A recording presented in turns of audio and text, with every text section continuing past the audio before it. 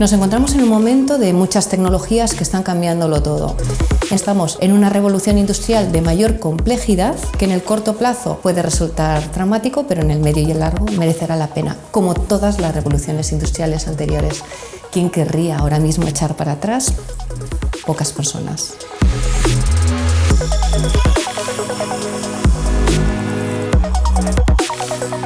Se habla mucho de transformación digital y muchos piensan que es usar las redes sociales o internet, y la transformación digital es otra cosa, es entender qué tecnologías hay e incorporar en una empresa todas aquellas que te den más productividad o que te ayuden a vender más y mejor a los clientes. Entonces es una visión más amplia de la incorporación de esta tecnología, siempre buscando generar más negocio.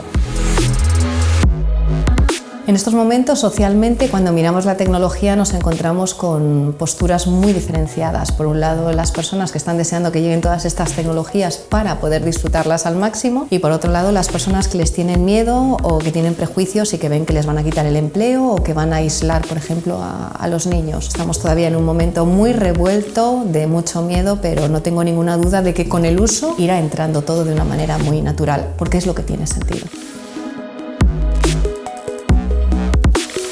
El metaverso ya se está integrando en nuestras vidas porque no es algo nuevo, es la evolución de una serie de tecnologías que convergen y está empezando a través del entretenimiento. Desde ahí la evolución natural es hacia la educación y tiene sentido. Imaginemos un niño estudiando a Don Quijote.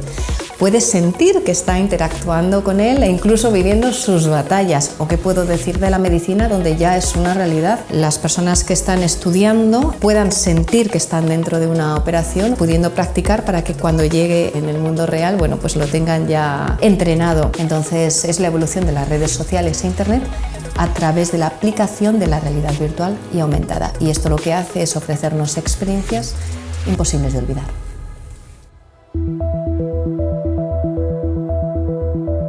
Hoy tan solo se conservan un 1% de los empleos que había hace un siglo, y si a estas personas hace un siglo les hubieran preguntado cómo es el empleo del futuro, no lo hubieran adivinado. Si nosotros tenemos que hacer una reflexión sobre cómo va a ser el empleo del futuro, yo creo que lo tenemos bastante más fácil porque ya vemos por dónde puede evolucionar la tecnología y saber cuál es el espacio que va a tener el ser humano en el mercado laboral, porque es hacer aquello que las máquinas no van a poder hacer. Y entonces ahí la clave la tenemos en la humanidad, en todas estas competencias como la creatividad, el espíritu crítico, la innovación, etcétera, esa capacidad de imaginar cosas que todavía no están inventadas, pero también vamos a estar viendo cómo se genera más empleo del que se destruye, y el que trabaje como un robot tendrá los días contados.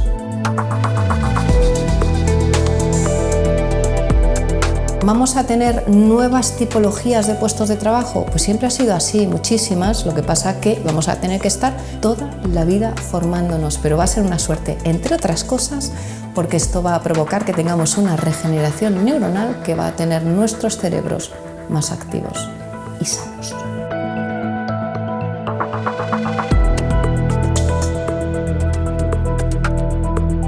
Creo que tenemos que empezar a pensar en la robótica y la inteligencia artificial como herramientas que nos ayudan a hacer tareas cada vez más complejas. ChatGPT, por ejemplo, ha llegado a unos límites que no nos hubiéramos imaginado en 2021, pero yo creo que todavía estamos muy lejos de esa revolución que vemos en la ciencia ficción, aunque nos venga muy bien para ponerles conciencia. Tenemos que dejar de ver el mundo y esta evolución como un tsunami, empezar a prepararnos cuanto antes, sabiendo que desde luego el metaverso y la inteligencia artificial tienen mucha vida todavía en el mundo de la empresa por delante, que pueden ser muy rentables, pero no hay un minuto que perder si queremos prepararnos ya.